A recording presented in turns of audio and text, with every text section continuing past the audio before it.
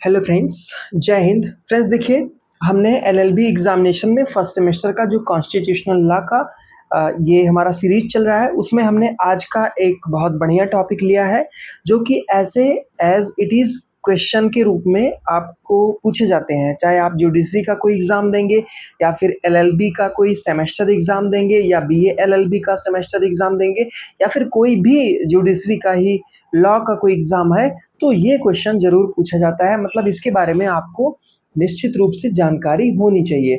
और ये दोस्तों एलएलबी और बीए एलएलबी और जुडिशरी के तमाम एग्ज़ाम में बहुत ही ज़्यादा इम्पॉर्टेंट ये आज का जो हमारा है ये होने वाला है टॉपिक।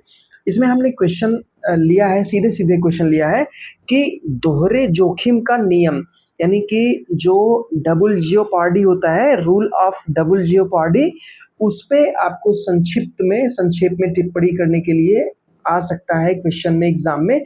तो अगर ये आ रहा है तो आप इसको कैसे हल करेंगे, कैसे करेंगे, ठीक है, देखिएगा। अब इसमें आप करेंगे प्रस्तावना पहले डालेंगे। मैंने आपको बताया है कि शुरुआत आंसर की आपको करना है प्रस्तावना या भूमिका के द्वारा। तो प्रस्तावना में आप डालेंगे कि भारतीय संविधान व्यक्ति को अनेक मौलिक अधिकार प्रदान करता है।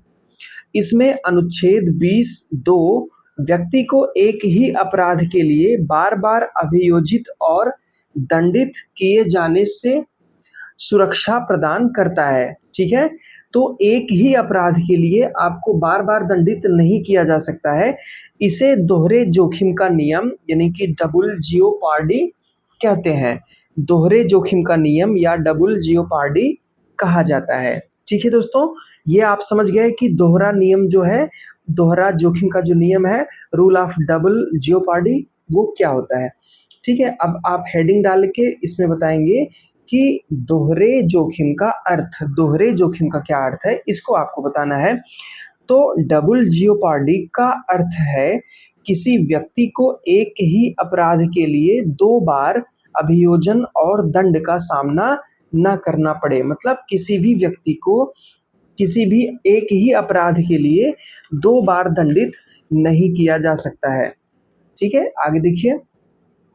अर्थात यदि किसी व्यक्ति को किसी अपराध के लिए विधि के अनुसार अभियोजित करके दंडित किया जा चुका है, तो उसी अपराध के लिए उसे दोबारा अभियोजित और दंडित नहीं किया जा सकता है। इसमें कुछ-कुछ दोस्तों इसमें कुछ-कुछ अपवाद भी हैं, लेकिन अमूमन यही नियम लागू होता है।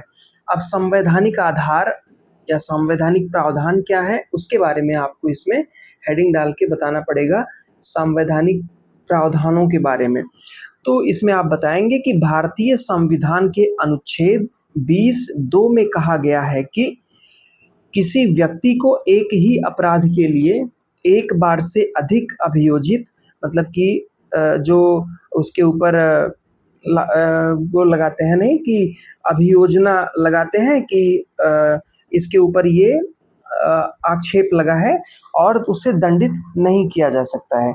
तो किसी व्यक्ति को एक ही अपराध के लिए एक बार से अधिक अभियोजित नहीं किया जा सकता और उसको दंडित नहीं किया जा सकता है। ठीक है, ठीक है। तो इसमें अब भारतीय जो संविधान है उसमें अनुच्छेद 20(2) में ये दिया गया है। यह प्रावधान क्या करता है, मैंने आपको बताया भी है दोबारा से, कि एक ही अपराध के लिए एक से अधिक बार मुकदमा नहीं चलाया जाएगा और उसको दंडित नहीं किया जाएगा।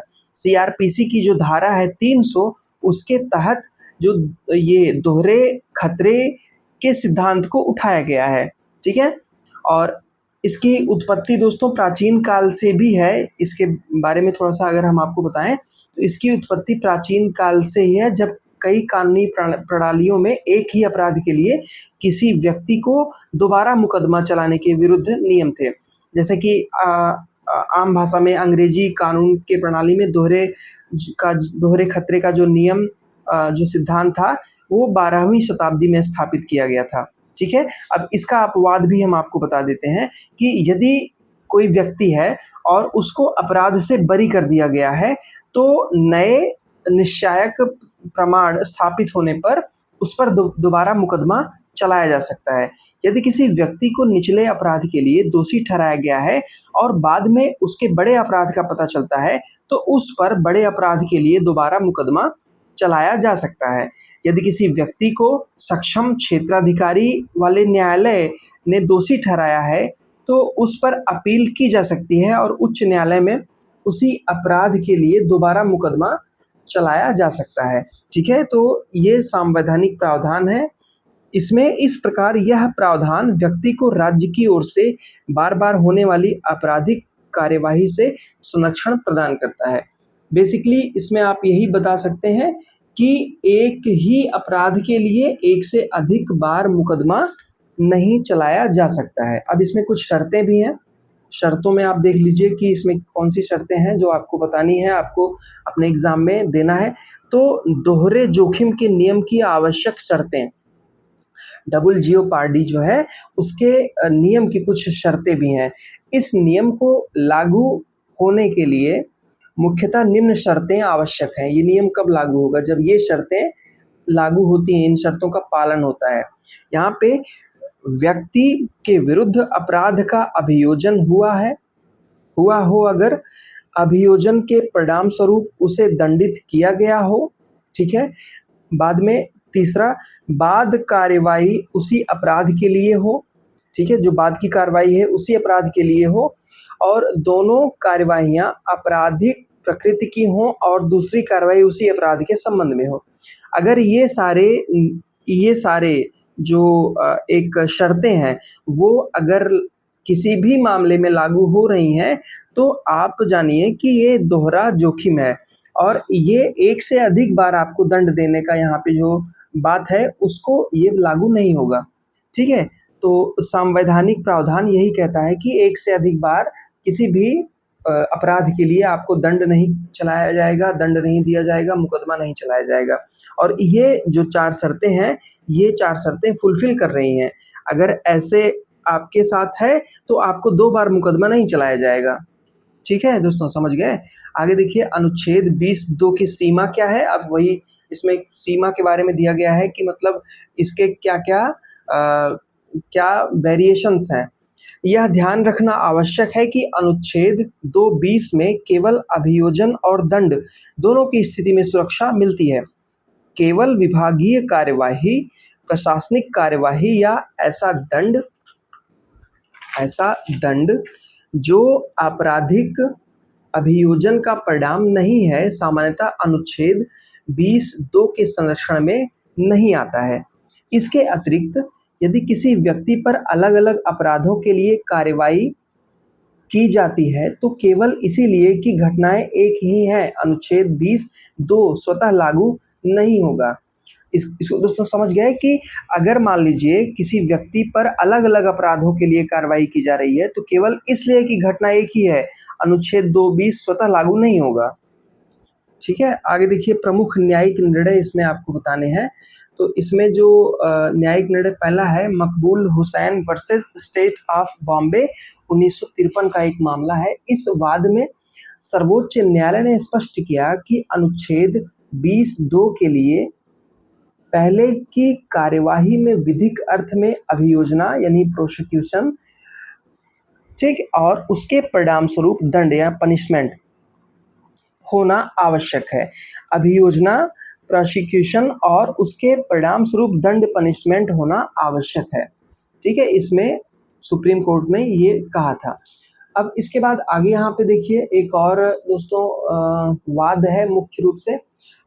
इसमें आप देखिए, इस वाद में जो S.A. Venkataraman versus union of India, 1954 का ये वाद है। इस वाद में सर्वोच्च न्यायालय ने कहा कि विभागीय कार्यवाही और उसके परिणाम स्वरूप मिलने वाला दंड सामान्यतः अनुच्छेद 20(2) के अंतर्गत आपराधिक अभियोजन और दंड नहीं माना जाता है। ठीक है, अब इसमें आप 4 लाइन का निष्कर्ष बना के जरूर देंगे। निष्कर्ष में आप लिख सकते हैं कि दोहरा जोखिम का नियम व्यक्ति की स्वतंत्रता, दोहरे जोखिम का नियम व्यक्ति की स्वतंत्रता और व्यक्तिगत सुरक्षा के महत्वपूर्ण संवैधानिक संरक्षण है।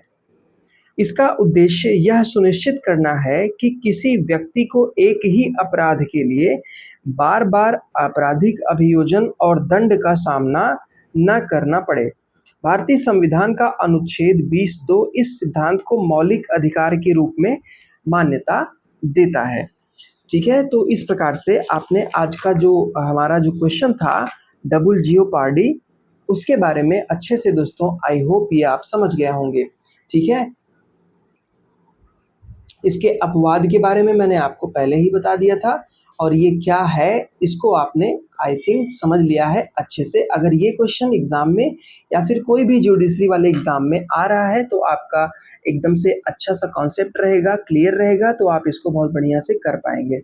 ठीक है, आई होप ये वीडियो आपको पसंद आया होगा। Thank you. जय हिंद, जय भारत।